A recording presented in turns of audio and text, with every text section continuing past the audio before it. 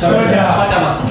এই ছয়টা মাশরুম নিয়ে আজকে সারা পৃথিবীতে একটা আলোড়ন সৃষ্টি হয়েছে, একটা তুফান ঝড়, বিশাল বড় ঝড় সৃষ্টি হয়েছে সারা পৃথিবীতে।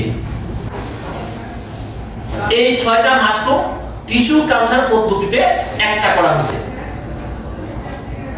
একটার মধ্যে আবার একটা হলো 18 দিনের মাশরুম আর একটা হলো 90 দিনের মাশরুম। যেটা 18 দিনের মাশরুম হলো জিএল গ্যালোরেসি, আর যেটা আরজি রুসিডিয়াম গ্যানোডাম। ঠিক আছে, আপনার নামটা মনে রাখবেন তো, শর্ট নাম আরজি এবং জিএল। এই দুইটা মাশরুম বর্তমান পৃথিবীতে শুরুর প্রাক্কালে এখন পর্যন্ত আছে। যতদিন পৃথিবী থাকবে ততদিন পর্যন্ত এই মাশরুম থাকবে। ডক্টর লিমসেজিন যখন আলোচনা করেন তখন তার শিক্ষার যে মালয়েশিয়াতে ছিল, সেই শিক্ষার পাঠ মালয়েশিয়াতে শেষ করে উনি ডক্টরেট ডিগ্রি নেওয়ার জন্য আসছে কোথায়? ইন্ডিয়াতে।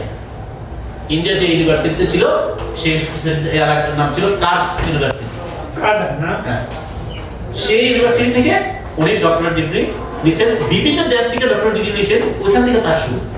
ওইখান থেকে তার মনের মধ্যে যে একটা চেতনা আসছে যে এখানে জড়িবুটি যারা ব্যবহার করে, দেখতেছে কি ইন্ডিয়াতে এটার প্রচারটা খুব বেশি, এটার ব্যবহারটা খুব বেশি। আমি নিজেও বাস্তব দেখছি, এরা জড়িবুটিকে খুব পছন্দ করে বেশি। আর জড়িবুটিটা কি? কবিরাজি, অর্থাৎ হার্বাল। আমরা ছোটবেলা যারা দেখছেন, অনেকেই হয়তো দেখেন নাই, বাজারে বসে পর্দা টানায়া অনেক রকমের আইটেম দিয়া ইয়ের মধ্যে ছাঁচায়া ইয়ে করতো, মানুষ কাতার ধরে ক্রয় করতো। খুব ভালো জিনিস, ন্যাচারাল জিনিস। তখন থেকে উনি চিন্তা করছে যে আমার বাপ দাদা এত কিছু করছে, এই মাশরুম নিয়ে রিসার্চ করছে, গবেষণা করছে, কিছু করতে পারে না, আমি চেষ্টা করে দেখি এটা দিয়ে কিছু করা যায় কিনা।